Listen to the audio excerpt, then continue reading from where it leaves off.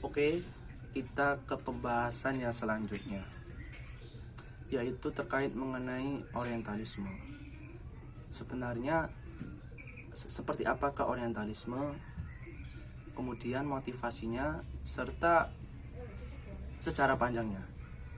Dan kemudian bagaimana pandangan kaum orientalisme terhadap hukum Islam, ataupun sebaliknya, bagaimana pandangan para pakar hukum Islam terhadap mereka.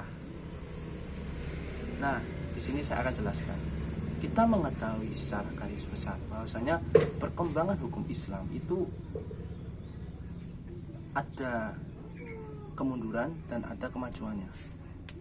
Kemajuannya bahwasanya Islam itu semakin berkembang secara pesat, baik dari kuantitasnya beserta kualitasnya yang dapat dibuktikan.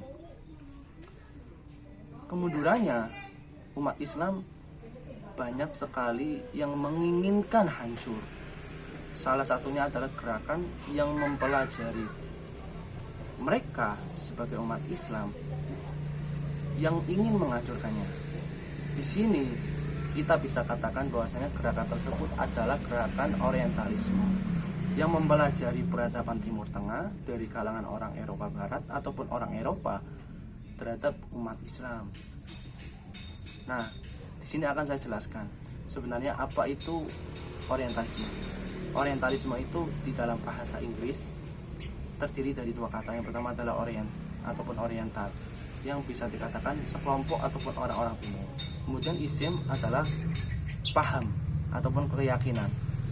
Jadi bisa disimpulkan bahwasanya orientalisme merupakan paham ataupun keyakinan ataupun suatu kelompok yang mempelajari peradaban keilmuan orang-orang timur. Nah, akan tetapi semakin perkembangan zaman terjadi pergeseran makna. Bisa kita maknai gerakan orientalisme itu orang-orang non-muslim yang mempelajari agama Islam pun bisa kita katakan bahwasanya mereka juga merupakan gerakan orientalisme. Jadi kita harus memahami dengan baik dan benar. Kemudian sebenarnya apa motivasi dibalik gerakan mereka ataupun kelompok mereka? Ada tiga secara garis besar. Yang pertama adalah motivasi keagamaan. Dari panjangnya sejarah bahwasanya mereka menginginkan supaya prinsip-prinsip dan agama mereka itu dapat diadopsi oleh umat-umat Islam, sehingga mereka menginginkan kehancuran terhadap umat Islam. Nah, di sini kita bisa katakan bahwasanya motivasi keagamaan. Kemudian yang kedua adalah motivasi politik maupun imperialisme. Kita mengetahui pula bahwasanya sumber daya alam minyak dan gas bumi di daerah Timur Tengah itu sangat luar biasa, sangat berkembang. Nah, di sini muncullah pikiran ataupun ide-ide orang Eropa seperti Jerman, Prancis yang menjajah orang-orang Timur Tengah dengan cara mendalami peradabannya maupun keilmuannya mereka. Yang ketiga adalah motivasi ilmiah. Motivasi ilmiah ini bisa dikatakan mereka memandang Islam, mereka mempelajari maupun mengkaji hukum Islam dengan metodologi ilmiah dan baik dan benar, sehingga terciptalah karya-karya yang dapat dijadikan referensi kita sebagai umat Islam. Beberapa motivasi ini didasari ataupun dilatar belakangi karena sejarah yang panjang. Sebenarnya sejarahnya itu seperti apa? Nah, ini akan saya jelaskan. Sejarahnya sebenarnya kita tidak mengetahui munculnya gerakan orientalisme itu bagaimana dan apa maksud dan tujuannya. Lah, dimulai dari abad ke-12 sebenarnya. Abad ke-12 itu ketika umat Islam sedang berkembang, sedang maju-majunya, para rohib ataupun para orang-orang non-muslim mempelajari umat-umat Islam di Andalusia, yang mana di Andalusia banyak sekali didirikan kampus-kampus muslim.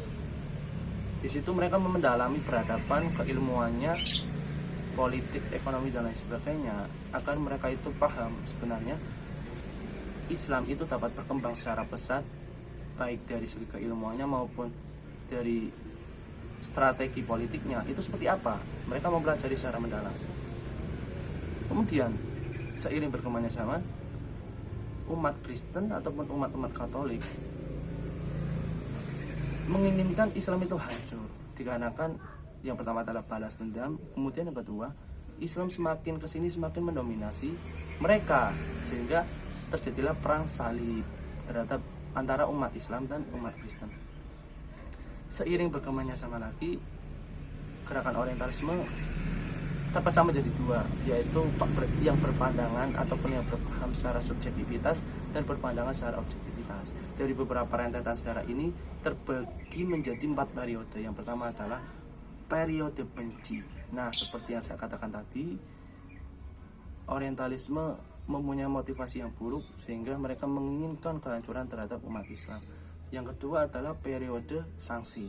Di sini terjadi dilema antara para kalangan orientalis, ya atau tidak terhadap umat Islam. Yang ketiga adalah periode mendekati.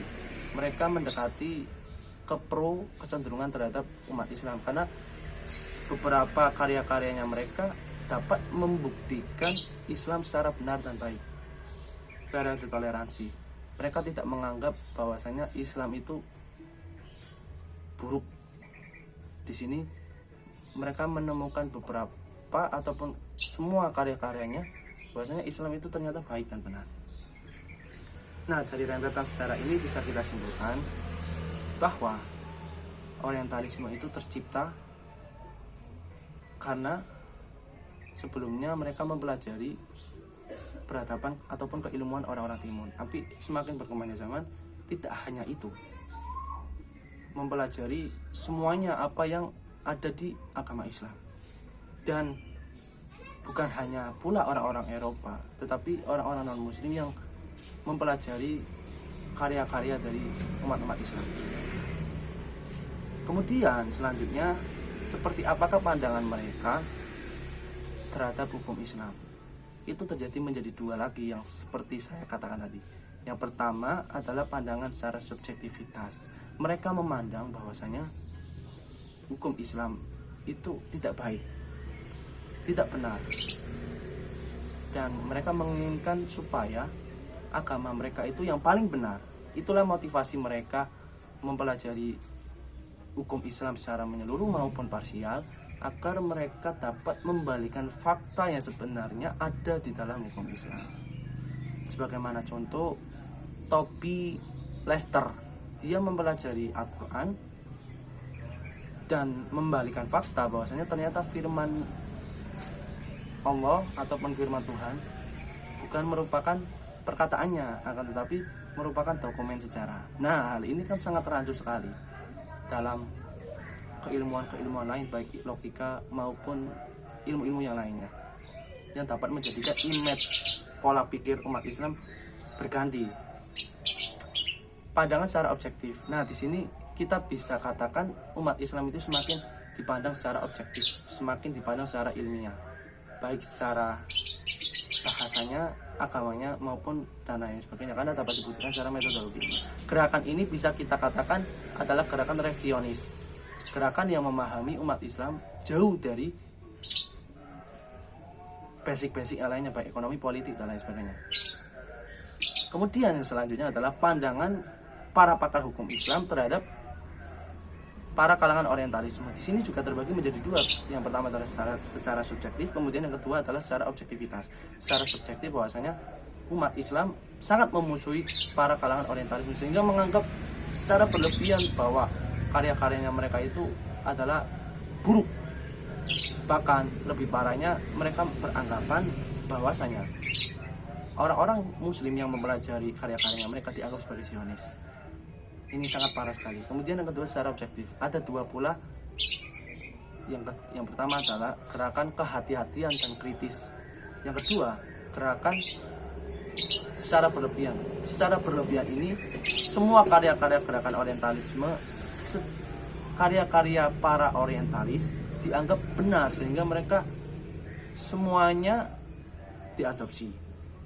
Yang kedua adalah kritis dan kehati-hatian. Di sini mereka memilah antara benar dan buruk. Ketika benar maka mereka adopsi, ketika buruk maka mereka singkirkan. Nah, di sini pandangan terhadap mereka juga ada yang baik dan buruk.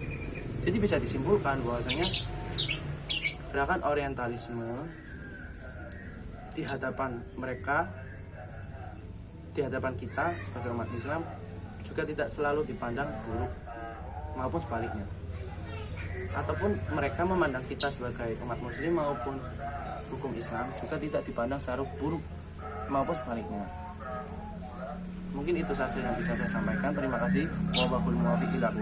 Wassalamualaikum warahmatullahi wabarakatuh.